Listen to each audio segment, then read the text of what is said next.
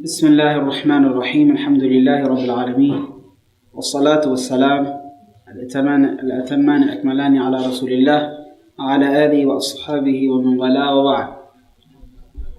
Alhamdulillah, here we are on the fourth lecture of building a legacy through effective parent-child relations. We're going to mention some ayat in the Quran al-Azim regarding parenting, and we'll move on to Ibrahim alayhi salam.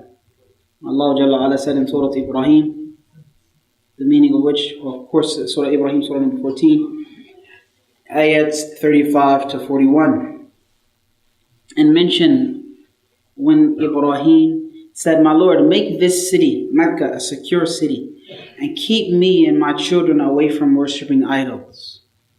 So security is very important. And alhamdulillah, in the United States we enjoy security. So we ask that Allah subhanahu wa ta'ala keep our homes secure and make all of the rest of the homes secure, especially those like that of Burma, Yemen, and other places that are in turmoil and war, in Syria and so forth. We ask that Allah subhanahu wa ta'ala restore security to their homes and restore unity to the Muslim community. So he asked his Lord Jalla wa ala to make Mecca a secure city and keep me and my children from worshipping idols. رَبِّ إِنَّهُنَّ أَضْلَلْنَ كَثِيرًا مِنَ النَّاسِ. He said that these idols, my Lord, have misled many people. فَمَنْ تَبِعَنِي فَإِنَّهُ مِنِّي. Whoever therefore follows me, then he is from me. وَمَنْ عَصَانِي فَإِنَّكَ غَفُورٌ رَحِيمٌ. And whoever disobeys me, meaning in worshipping other than Allah, then you are forgiving and merciful. This is Ibrahim alayhi salam with his soft heart for even the mukhalifin, with his soft heart for people. Whoever disobeys me, then you are forgiving and merciful.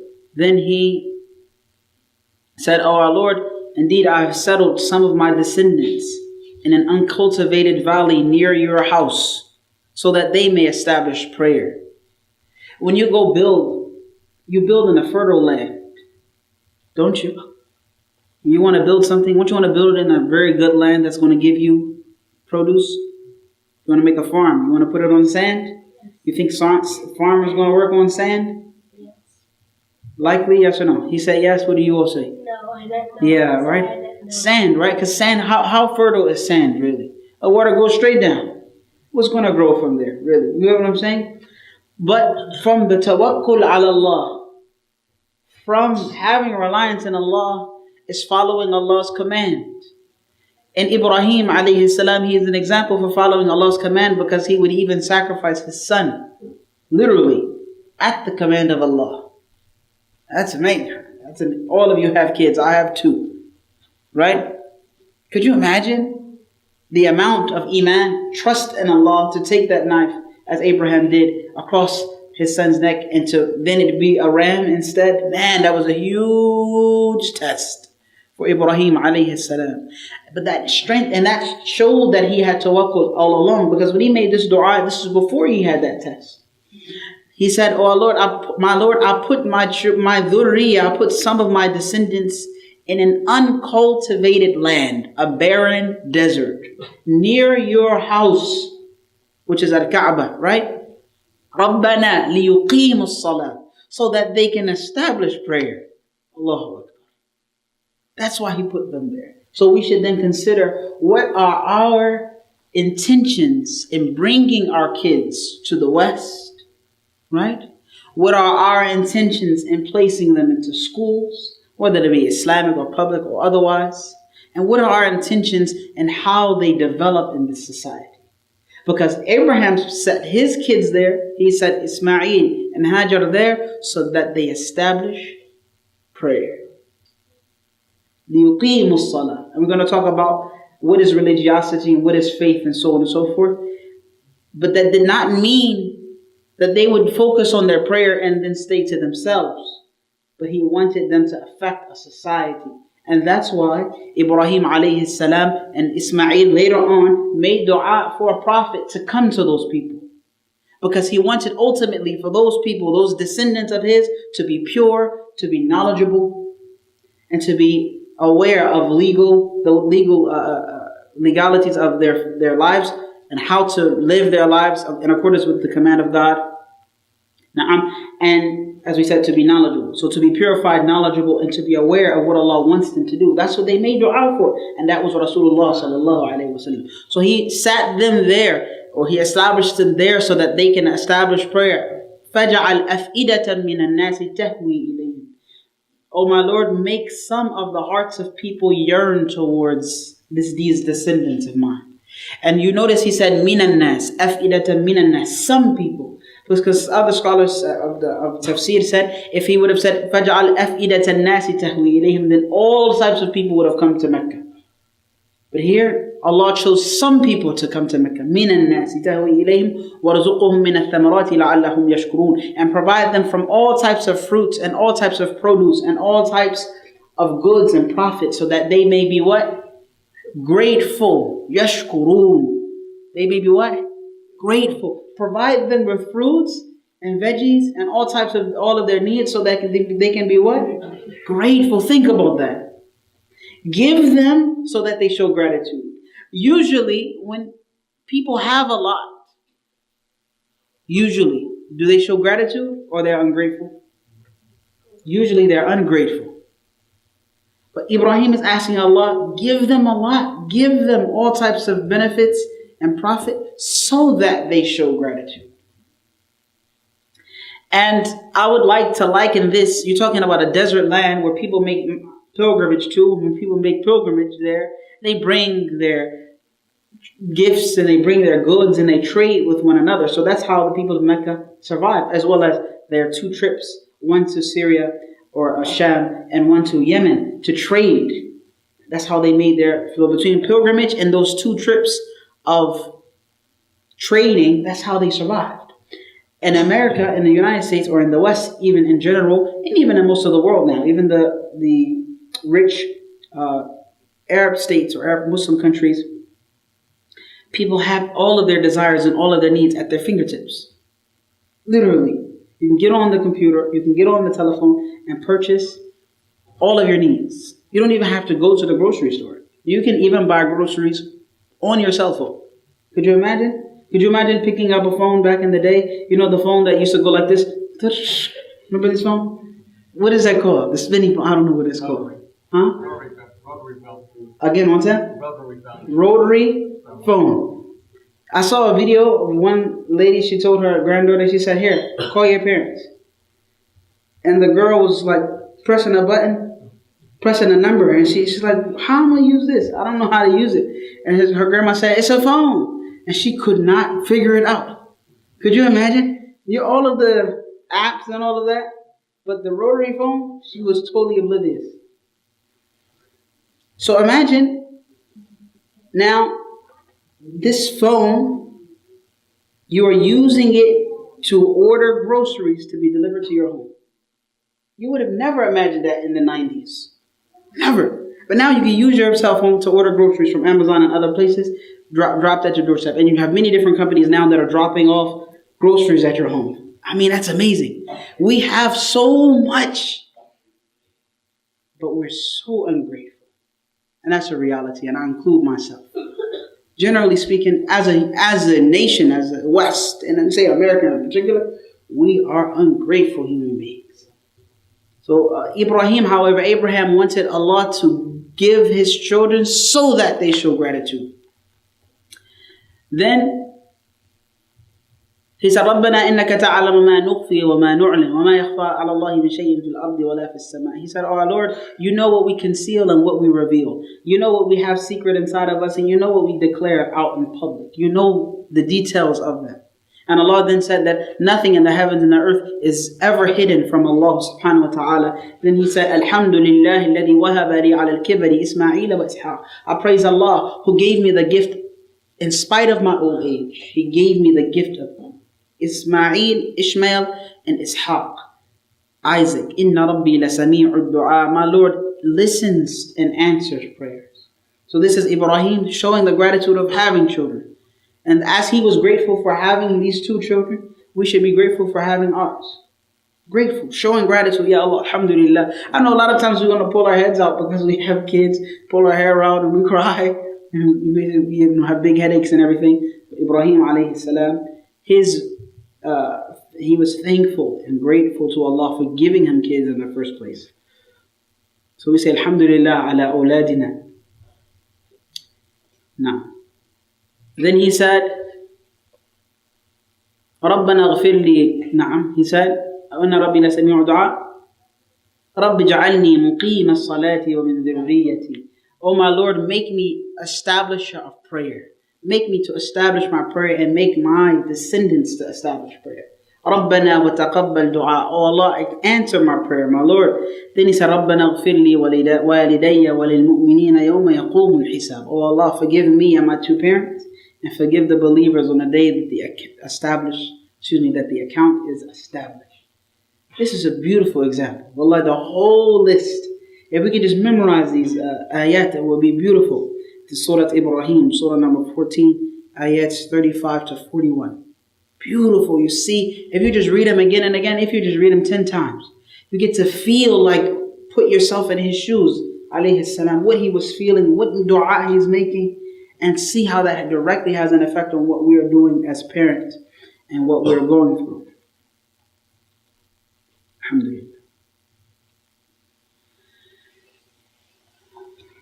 My first topic today is faith, or iman, belief. How do we inculcate faith? How do we develop faith in our children?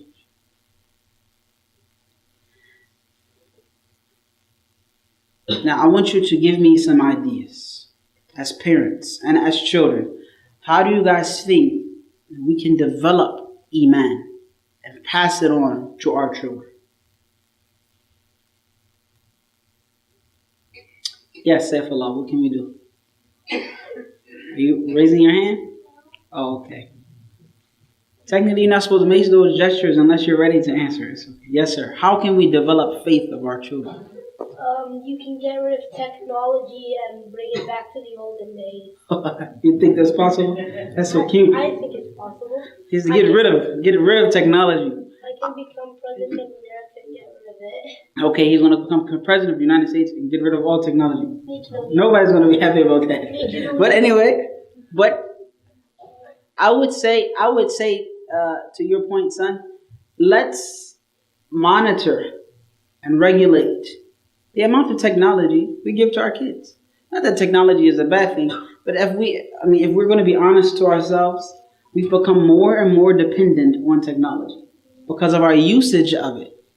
Where there are civilizations in America that never touch it, not even electricity, never touch it, and they are not dependent upon it. They are self-sufficient. They live their lives peacefully, right, and in harmony, and they benefit from this world. Of course, they don't have many of the luxuries, but they don't feel like they need it either. And I think you guys know many of these types of communities. So the more we are intertwined into the spider's web, the more we're in need of it. And it's like the spider comes and bites us, and we feel fulfilled. And then she comes back and bites us again, and we're stuck. Yes, sir. Rashid. Teach them to rely on Allah more. Good. He suggests that in order to pass on faith or to develop faith, teach the children to rely on Allah even more. Good job. As Ibrahim was reliant on Allah, he left his children in a barren land. No vegetation. Mecca. Nothing. And he left them there putting trust in Allah that Allah would provide them. Allahu Akbar. I just can't. Yeah, I can see it. I understand it. But it's just such a big step to take. Allah. Yes, sir. Good job. That's going to come where we tell the stories of prophets to our children.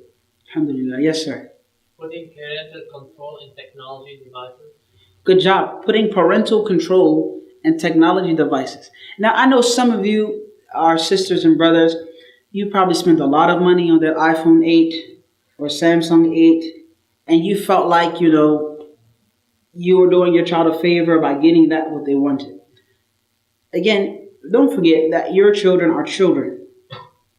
And just as you were a child and you were sneaky and you tried to be clever and conniving and deceitful with none of that technology, remember that your children are doing that with the technology. And they become even more clever in their doing that. So at least put some parental control on it, where you can monitor what they're doing. Right? At least. If you're not going to cut back, then take responsibility for it, where you know exactly where they're going, how much time they're spending on a particular game or website, and take control, because you already know if you give a kid a centimeter, not even an inch, they say you give a kid an inch, you give a kid a centimeter, they will take a mile, no problem. Yes, Yassine.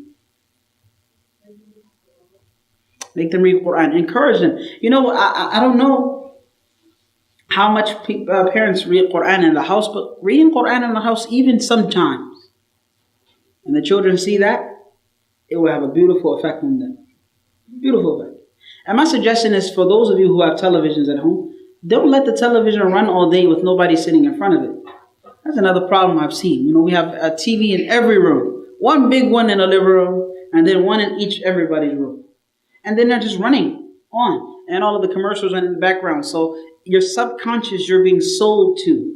Even the consumerism that is, we'll discuss consumerism later on, that is being pushed through the television, and the love of the worldly life and material wealth and material gain, it's in your subconscious because it's playing in the background. It's like when you play Quran in the background all the time, even if you're not focused, you'll be aware of it. And you'll start to memorize verses, right? If you play one surah again and again and again and again, it won't take very long before you've memorized the whole surah, right? Even if you don't know Arabic, but you'll memorize it because you kept subconsciously listening to it. So if that's going to happen with Quran, then what's going to happen with the television just playing unended? Yes, sir. Establishing prayer in your home. Okay, most of our men, alhamdulillah, I know that you are visiting the masajid. If you're visiting masajid for prayer, that's awesome. I've also noticed that most of our men are praying their sunnah and witr in the masjid.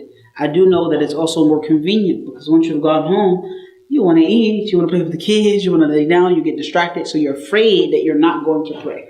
I do understand that. So pick at least one of those sunnah prayers or witr sometimes and pray it at home. So the kids can see mom, dad, well, mom should pray at home, of course, but they see dad also praying at home. I remember one of my teachers, he used to pray duha, salatul duha with his family. He used to get his kids, and salatul duha is the prayer between when the sun fully rises, which is about 7:30 or so in the morning, until about an hour before dhuhr. That's salatul duha time. He would pray that with his whole family. Yes, ma'am. Good job. If we bring our children to the masjid for more than just Jumu'ah prayer. And that would also include us coming to the masjid for more than just Jumu'ah prayer. And we'll discuss the effect of modern day religiosity or worship, how we have interpreted it and how it has affected us negatively. We'll discuss that in a second. Good point. Yes, sir, Yusuf. Good job. Allahu Akbar. Allahu Akbar. I barely watch any TV. And that sounds like a conscious decision. It's good for the child to decide that. Even if it's available, but the child doesn't have much of a desire for it. That's excellent. Yes, ma'am.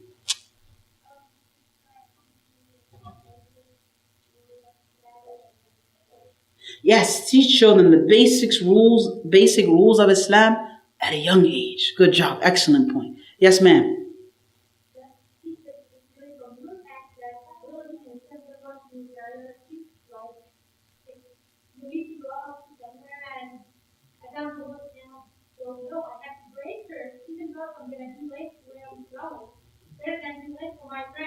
That's excellent. So show by example that you give your priority to your religion, Islam. That even if you're about to go somewhere and you're going to be late, go ahead and you've heard the adhan, go ahead and pray. Let your kids know we're going to pray first. We're going to be late, but we're going to pray first, then we're going to go. Yes, sir. Remembering Allah's greatness, we cannot achieve anything without loving Allah. Good job. The first thing we should do is remember Allah for everything,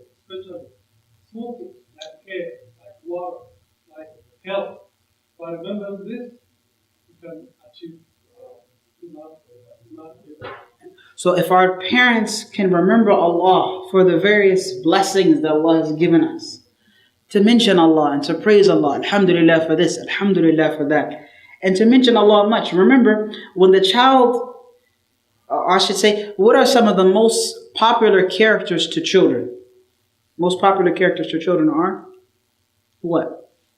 Yes. People like Mickey Mouse and stuff. Yes, people like Mickey Mouse. What did you want to say? Yes. Batman. Superheroes, basically. The most popular, yes sir, Yusuf. Superman, superheroes. See? So the most popular characters to your children right now are superheroes. Right? Because they're mentioned in such a good light. They do so many awesome things. They stand up for justice and they fight the bad guys and they save people. Think about it. So if you're mentioning Allah and the way that He mentioned Himself in the Quran and the way that Rasulullah sallallahu alaihi wasallam learned and loved Allah, you mention Allah like that, then they will also have an adoration and they will have respect and love for Allah subhanahu wa ta'ala. So we have to kind of switch the roles, of course. Yes, sir. Yes, he. Yeah, Spider-Man, SpongeBob. SpongeBob is not much of a decent character, but I think he wants to make us laugh. That's fun. Good job. Good job. So, alhamdulillah, Spider-Man, yes, SpongeBob, probably not. But the point is, mention Allah to the kids. In fact, I often try to remind my kids from time and again that Allah is watching you. Allah is listening to you. Don't you care? Don't you know that? Why are you doing that? Don't do that to your sister. Don't do that to your brother and so forth. Try to remind them. Alhamdulillah. So, I have another question. In order to be faithful people of Iman, should we focus on personal, spiritual advancement? Or do we have other responsibilities beside personal, spiritual development? What do you think, adults? What do you think, adults? I can repeat the question again. Yes, sir. Go ahead. Good job. وَتَوَاصَوْا بِالْحَقِّ وَتَوَاصَوْا بِالصَّبْرِ, which means and encourage one another, advise one another with the truth, and advise one another with patience. So what are you alluding to? What are you trying to give with that? I mean, that's there. I understand what you're saying, but I just want you to elaborate. That's right. Deen is something for yourself and something for the others. So I believe if anyone else has something they want to add to that, the point is, should we have a focus on personal development, personal advancement, or do we have other responsibilities? He alluded to the fact that we must encourage one another with the truth and encourage one another with patience. That means religiosity should not stop with you. It should start with you. But it should be contagious. It should be what? Contagious. What does contagious mean? It can spread everywhere. That's what religiosity is. Now, we have greater responsibility to one another immediately. It's not just the fact that, I got up and I prayed my prayer, my namaz, then I went home.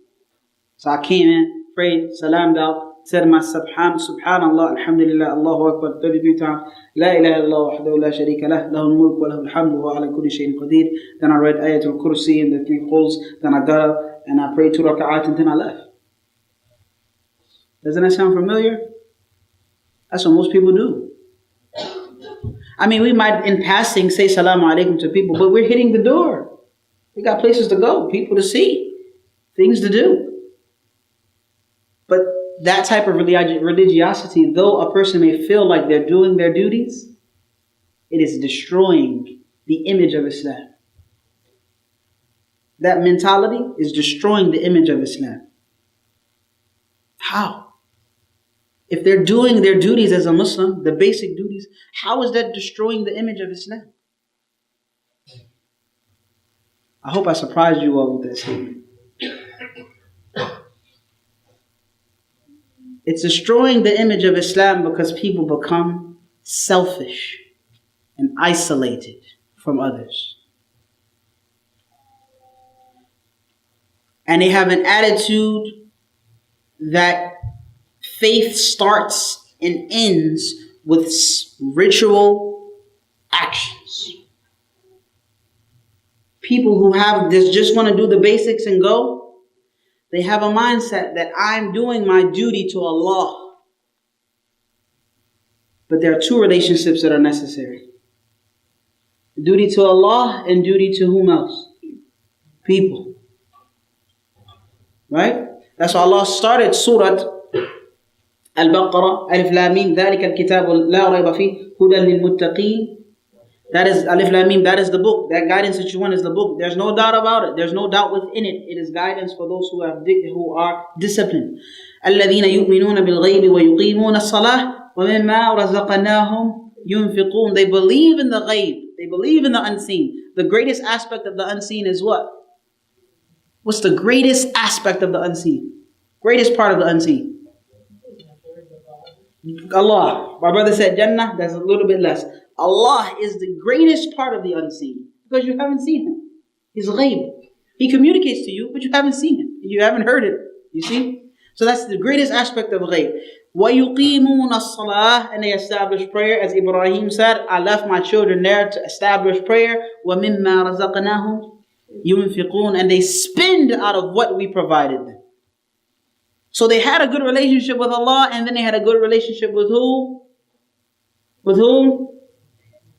People. That's where we cut. We cut right there. They believe in Allah, do a good salah, and we cut it right there. We stop it. We slam the brakes right there. I don't know if you realize it, but I want you to look closely. Look closely at yourself. And then look at your surroundings. Is that the type of religiosity or faith or iman that we have? If you look closely, you'll see it. You'll see that we put a full stop. When I prayed my prayer, I did my dhikr, I fasted my Ramadan, right? And I'm going home. A great example of that is that in our Ramadan, though we sponsor the dinner for Ramadan for people when we bring food, for the most part, every year for the past 8 years, the masajid that I have been to and served are struggling to find people to help clean up after everybody ate. Is that true or not? Are struggling to help people have people properly place their shoes on the rack. We're struggling to have people take care of their children and monitor them closely. Am I right or wrong? You see what I'm saying? That's the point. Because I did my ibadah. And I'm going to do my ibadah even if my kid is going to set the masjid on fire. I'm okay because I did tarawih. I don't care if my kid can be cussing outside. He could be with a girl privately, secretly somewhere. He could be looking at somebody's phone like he's not supposed to. But I did my tarawih. I prayed. So I'm okay. Selfish. And self-centered.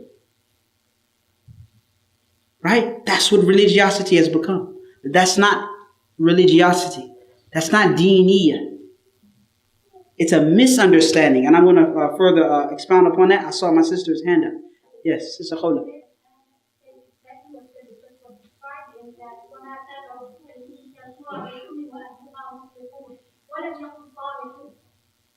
That's right. That Allah said that Allah subhanahu wa ta'ala would not destroy a group of people who were muslihun. And she showed the difference between muslihun and salihun. Muslihun are people who are trying to fix things. They are active. They're not just religious and stop. They're religious. And they get out and help somebody. They're religious and they stretch their needs, or they find out the needs of their brother. They give more than they take. Muslihun. He didn't say salihun. That Allah did not destroy people while their people were righteous. No, He said Allah didn't destroy a people while they were themselves rectifying society. As long as they are working for the rectification of society, trying their best to fix wherever they can, Allah didn't destroy them. So being salih is not enough.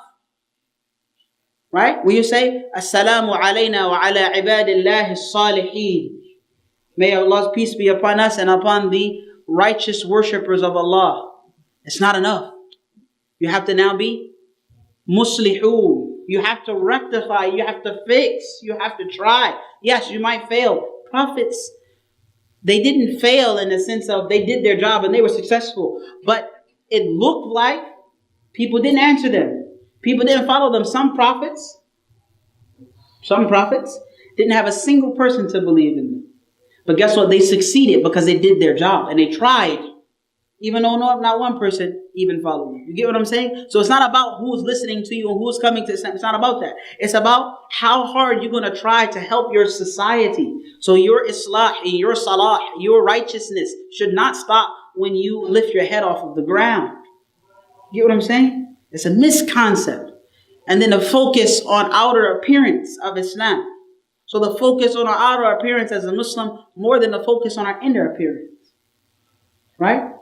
Rasulullah sallallahu alaihi wasallam used to make dua for a good khalq. Allahumma ahsanta khalqi fahassin khuluqi. Oh my Lord, you have made my appearance very beautiful, so make my inner appearance beautiful as well. Make my manners good and beautiful as well. Allahu Akbar. So we can spend a long time on this part, but I want you to understand that this is a very selfish way of practicing deen. When you practice the ritual and you go home. No. Practice the ritual. Meet the goal of the ritual. I have a question. Is the salah itself a goal or it's a means to a goal? It's a means to a goal. Is zakah itself, to pay zakah, is it the goal or it's a means to a goal? Means goal. Is fasting the goal? As long as you fast, you okay? Or is it a means to a goal? All of the actions of worship. Establishing a masjid is not a goal. It's a means to a goal. So if you just establish a masjid, just come and pray and leave, then what did you spend so much money for? You know what I mean? Why? If you're not going to take it to lead you to the goal of rectifying your community, uniting them, having them come. This is a place, a hub, a headquarters for people to love and get to know each other and then spread that love to the society. You get what I'm saying? So I want you now to look at all of the aspects of Islam as a means.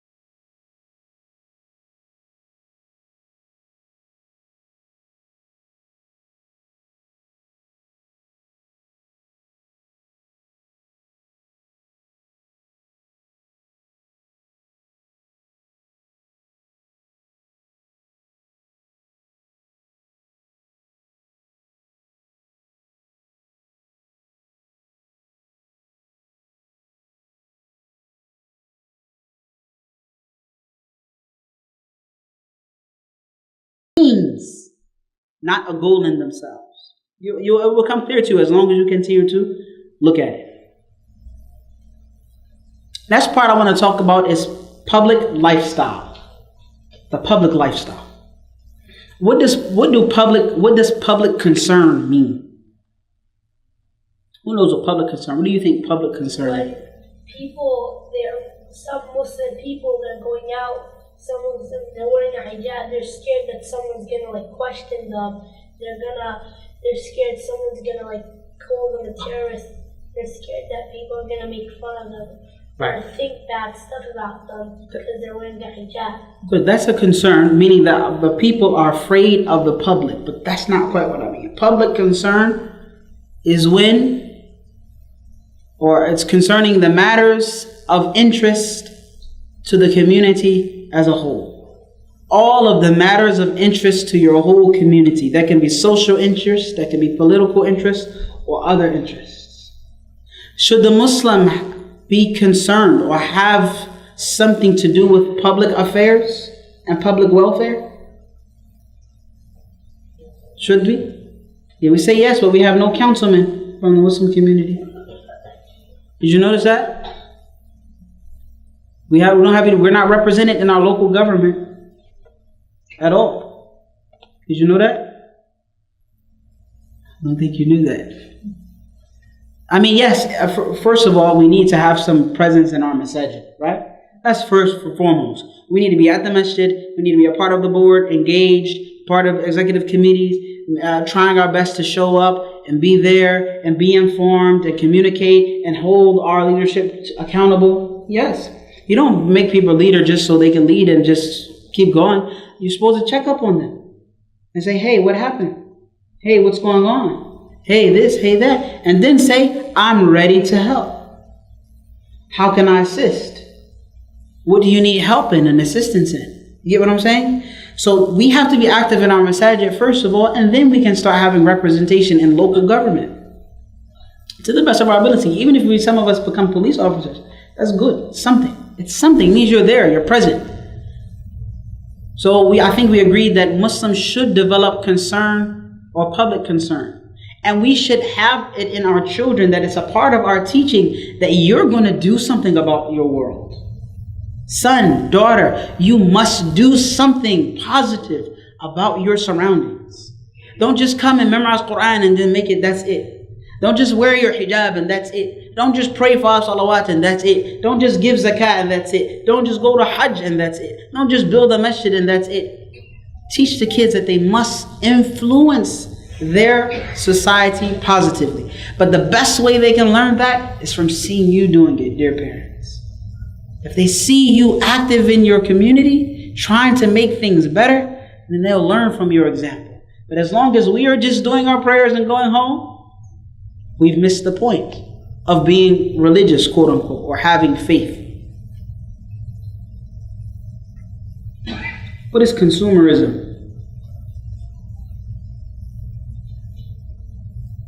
Consumerism, as Merriam-Webster Dictionary defines it, it's the theory that an increasing consumption of goods is economically desirable. That the more you buy stuff, the better the economy goes.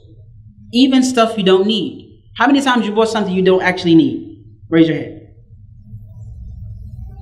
Come on. All of you make really good choices in buying, or sometimes you buy stuff you don't really need. Yalla. Some people scratching their heads. Come on. Yalla. So you know that there are times, and the concept of, and where do you get it from? All of the commercials. Every time the TV show goes on a break, they're trying to sell you something. Do you remember as a kid seeing all of those really cool toys and wishing you had those? You remember those? You guys see it now, right, Yusuf, right? I remember as a kid, and I was like, man, my toys are lame. They're whack. I want toys to do like that. See, it develops this consumerism. Also, it means a preoccupation with and an inclination toward the buying of consumer goods. That's what we have become. Consumers. We're consuming. We just keep buying and eating, buying and using it, buying and eating, and buying and using it, buying and buying and buying. But we're not producing. That's backwards. We must produce. Not just buy. Yes, buy, no problem. But produce also. Bring something new. Develop ideas. Bring something to the table and affect your society positively. If you look closely, you'll find that the picture of our current religiosity that it paints, it is a very every man for himself picture. Everybody for himself. I took a little spot, about 2.5 feet in prayer. I prayed. I cut my phone off. I prayed. I had khushu', right? I did the movements perfectly. I'm going to do my tasbih, say ayatul kursi, say astaghfirullah, and I'm going home. And on passing, I'll say salamu alaikum to people. But if I see a piece of trash right there, a piece of trash right there, if I see something broken over here, something broken over there, if I see a kid hitting another kid upside the head, right? If I see a kid mistalking another kid, or somebody lonely, look like they're new to the masjid, and they've never been here before, and they're looking for the wudu area, I'm just going to go past them and go home, because I got things to do. That's the reality. Right? We've become isolated. We have made actually faithful equals, meaning having iman equals isolation, disunity, selfishness, and conceit. That even the religious person feels so haughty and good about themselves. Yeah. What's wrong with that person? They don't come to the masjid. What's wrong with that brother? I never see him around. What's wrong with that sister? I can't believe them. Why is her hijab like that? Why is she wearing those pants? Why does she have nail polish on? Doesn't she know she can't pray with nail polish on? Now religiosity becomes conceit and arrogance. And that religiosity is destroying us. It is destroying us. Right? As Allah Jalla Ala said, الَّذِينَ ضَلَّ سَعْيُهُمْ فِي الْحَيَاةِ الدُّنْيَا. Those people, and of course Allah was talking about the disbelievers, but if you look at it closely, in Surah Kahf he said, those people who their aims and their goals and their striving was misled in the worldly life. وَهُمْ يَحْسَبُونَ أَنَّهُمْ يُحْسِنُونَ صُنْعًا. The whole time they thought they were doing a great job. They're actually misguided. They're misled. They're going the wrong directions, but the whole time they think they're doing excellent. Right? Like you look at our Ramadans. We think every Ramadan we're doing, whoa, excellent job. We pray Taraweeh. The most Taraweeh is a Sunnah. Look how many fara'id we destroy while praying Taraweeh. And I'm not saying Taraweeh is a bad thing, mind you. I'm saying we lose a lot of fara'id, a lot of wajib, a lot of things that are obligatory. We lose them in our praying of Taraweeh. Come on. That's backwards. That's a ritualistic nation. A ritualistic nation that's not realistic. You know what I'm saying? Ritualistic and realistic are two different things. As we said, ritualistic in the sense that we're talking about here means selfishness and conceit and disunity and isolation. I'm going to do my prayer. I'm going to do my fast. I'm going to eat my food and I'm going to go. I'm not going to pick up my plate. Why? Why should I pick up my plate? Why? Why do I need to pick up? Somebody's going to do it for me. It's okay. I'm going to drink a quarter of this water bottle and I'm going to put it down. Then I'm going to open another one and drink a quarter of that one. Then I'm going to put that one down. Sometimes I used to collect 30 water bottles a night in Ramadan or more. And I would find something to do with it. Put it in the plants, right? I don't know, put it in the toilet at least, at least the water is being used and not wasted, thrown in the trash. You see? And we'll talk about lack of responsibility, inshallah, in a second.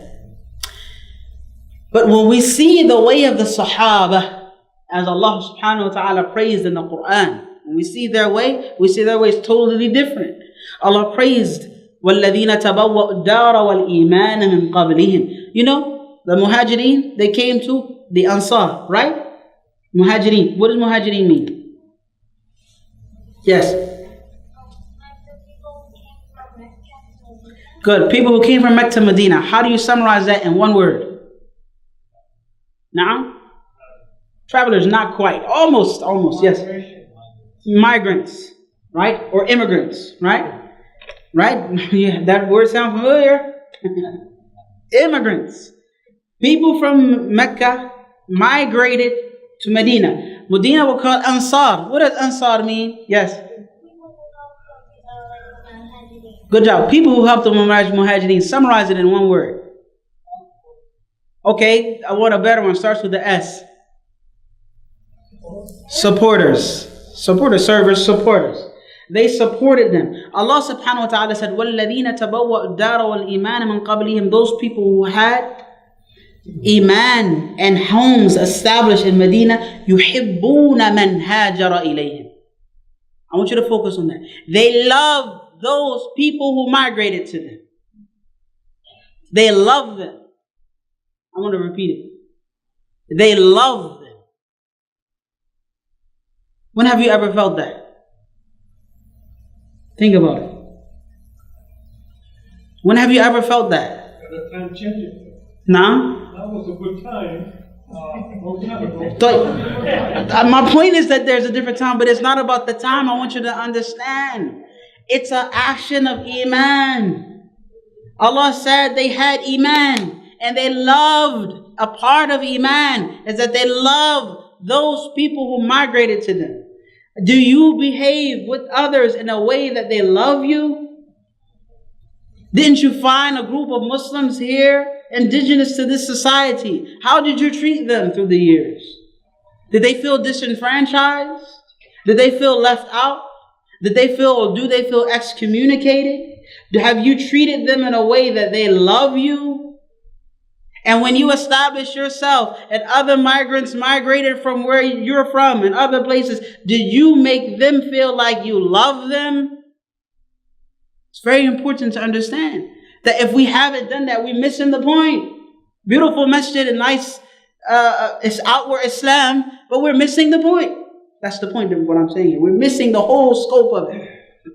Not only that, وَلَا يَجِدُونَ فِي صُدُورِهِمْ حَاجَةً مِمَّا أُوتُوا, and they do not want anything of what they had been given. Meaning Muhajirin didn't want anything that the Ansar didn't want anything that the Muhajirin had. If they had anything in particular, they didn't have a desire for it.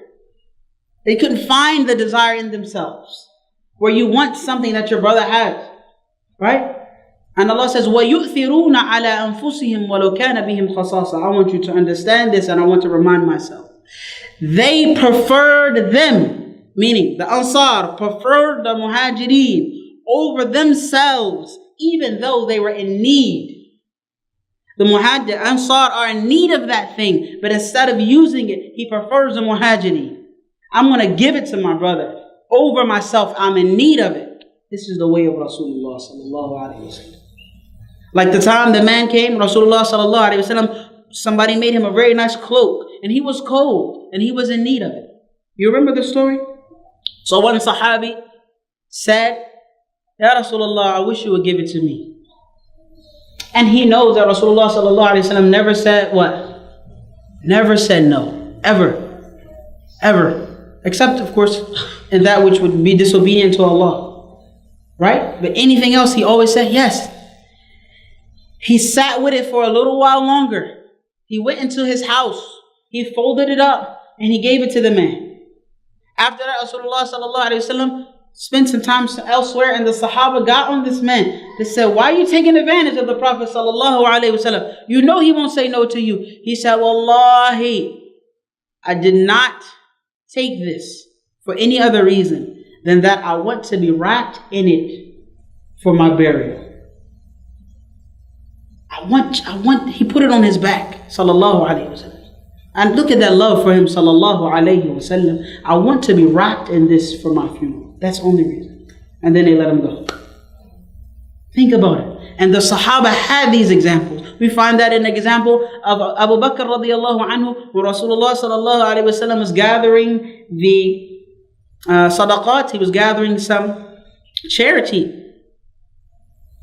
And Abu Bakr went home and took all of his wealth and brought it to Rasulullah. And Umar thought that day that I'm going to beat Abu Bakr today. So, radiyallahu ta'ala anhuma, he brought half of his wealth, and he realized that Abu Bakr defeated him. In that he beat him to it, and he realized that I can never compete with Abu Bakr after today. He realized that. But look at the selflessness. Not selfishness, selflessness. Think about it. Then Allah Jalla wa Ala says, وَمَنْ يُوقَ شُحَّ نَفْسِهِ فَأُولَٰئِكَ هُمُ الْمُفْلِحُونَ. Whoever is saved from the stinginess of his soul, then they are the ones who are successful. If you are saved, if Allah saves you from the stinginess of your own self, then you are successful. That means you have to be, and I have to be, selfless, sacrificial, loving each other. Right? And if we can do that well, maybe it can spill over to the greater society. In fact, Allah said in Surah Al-Ma'un, أَرَأَيْتَ الَّذِي يُكَذِّبُ بِالدِّينِ. That was in Surah Al-Hashr, which is Surah number 59, ayah number 9. Allah said in Surah Al-Ma'un, Surah 107, of course the whole Surah, أَرَأَيْتَ الَّذِي يُكَذِّبُ بِالدِّينِ. Have you not seen the one who denies the day of judgment? They recommend فَذَلِكَ الَّذِي يَدُعُّ الْيَتِيمِ. That is the one who chases away or shouts away the orphan. Orphan comes to him, orphan needs something. What is the orphan? Yes, sir. Good job. A kid doesn't have any family, but technically a kid that doesn't have a father before he reached the age of puberty, right? So a child that doesn't have a father before he reaches about 14 is considered an orphan. Rasulullah sallallahu alaihi wasallam was an orphan or not? Yes. So Allah Jalla wa Ala said that the person who denies the Day of Judgment drives the orphan away. وَلَا يَحُضُّ عَلَى طَعَامِ الْمِسْكِينِ. And He does not encourage the feeding of the poor. Allah didn't say He does not feed the poor, because feeding the poor is one thing, and encouraging the feeding of the poor is another. And Allah said in another narration, in another ayah, وَلَا تَحَاضُّونَ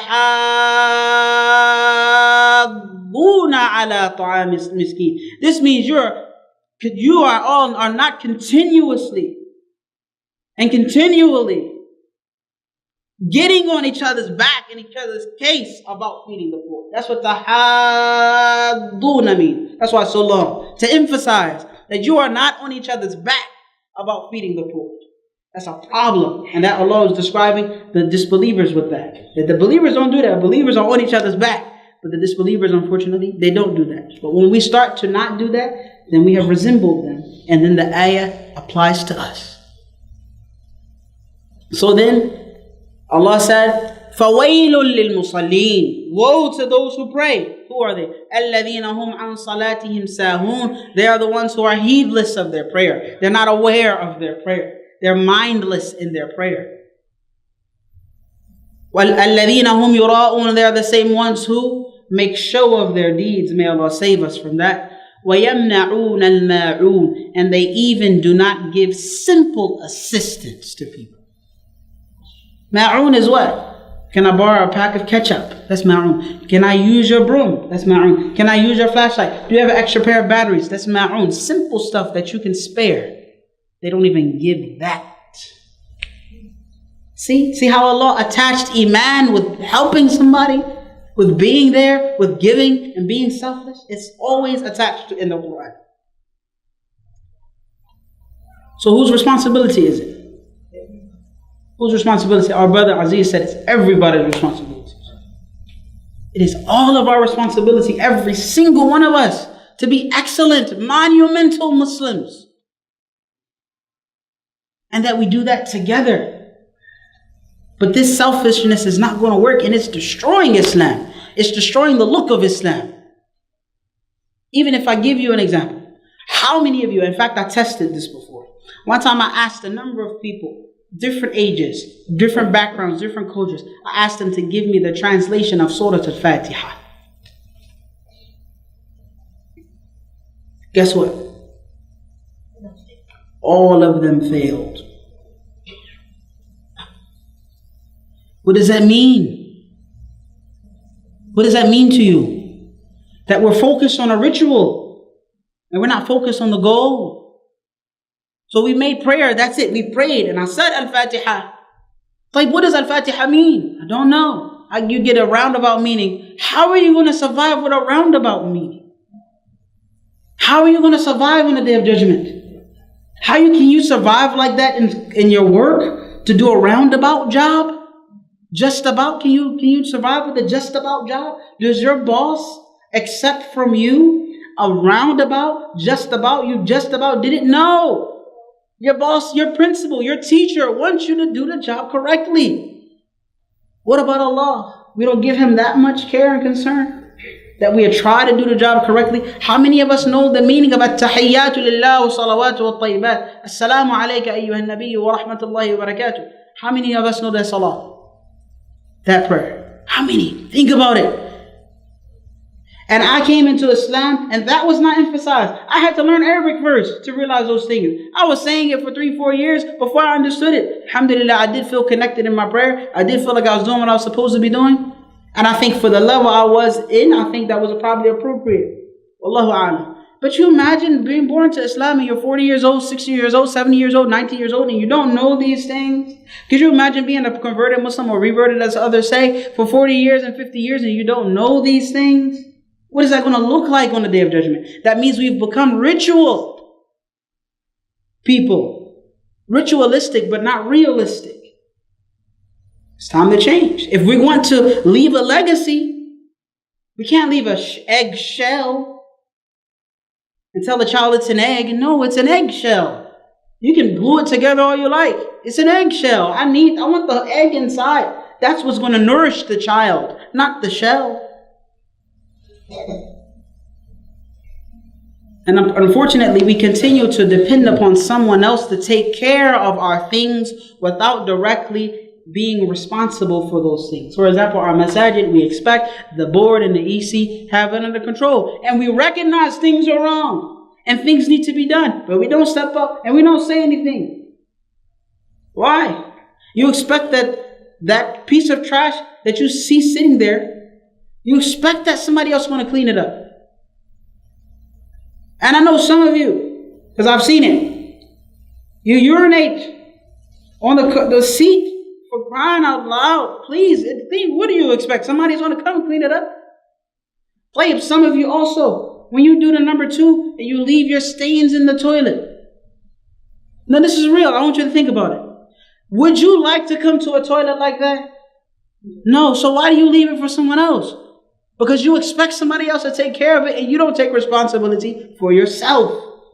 This is a small example that we have to take responsibility. We got to be active. We got to hold our community accountable, each other accountable, hold our families accountable, hold our board and EC accountable. Say, communicate to us what's going on. Step up. You don't have to be offensive about it and arguing and beating. No, just come with some sense, like you talk to your boss or like you talk to anyone else that you want something from. Come with some sense and say, I want to help out. I want to know what's going on. Please include me so I can help.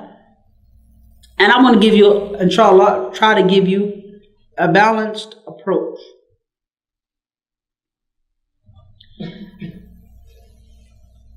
We have to use faith. Number 1, we have to use faith and religion positively to impact our children and give them responsibilities. Faith and religion should not be a punishment. We keep saying punish, punish, punish. Allah's going to get you. Allah's going to get you. Hellfire, hellfire. Punishment, punishment. Use it in a way, that positively impacts our children. That they feel good about being religious, being Muslim. And they don't stop at just the ritual. They teach them the meaning of it. You have Hisn al-Muslim, the Fortress of the Muslim. It's a small book.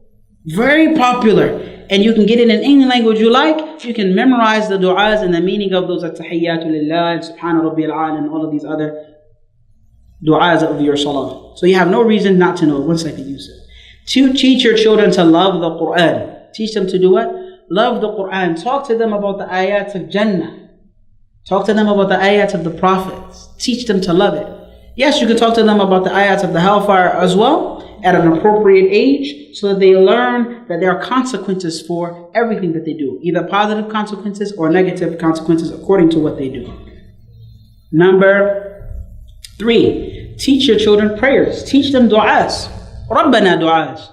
You can look up all of the Rabbana du'as of the Quran and teach them all of the Rabbana du'as or Rabbi du'as. Teach it to them. Learn them yourself. Have a competition with your kids. How many you can memorize in a week's time. Right? Teach your children to do tawbah, to repent. If they don't see you doing istighfar, how are they going to ask Allah to forgive them? If they don't see you remorseful about the wrong you've done, even if you shouted at them and you know you were wrong, say, I'm sorry.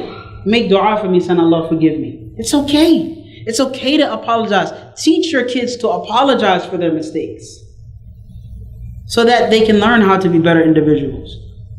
Number 5, I think. Teach your children about Muhammad sallallahu alayhi wasallam and the other prophets. That will help them. They can now look up to Muhammad sallallahu alayhi wasallam and the Sahaba and other prophets as opposed to Superman and Batman. Teach your children about manners.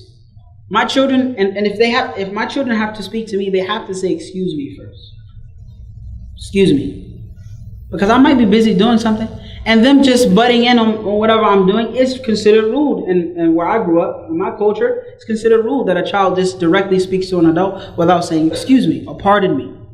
Right? So I make sure. So you say, you're being rude. You have to say, excuse me. And they're 3, 4 years old.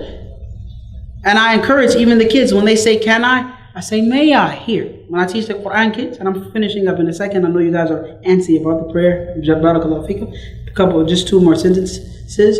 When the kids come here and they ask me for anything, can I go, can I do? I say, may I? And then they say, may I? Alhamdulillah. And then they go. Teach it to them. Last thing.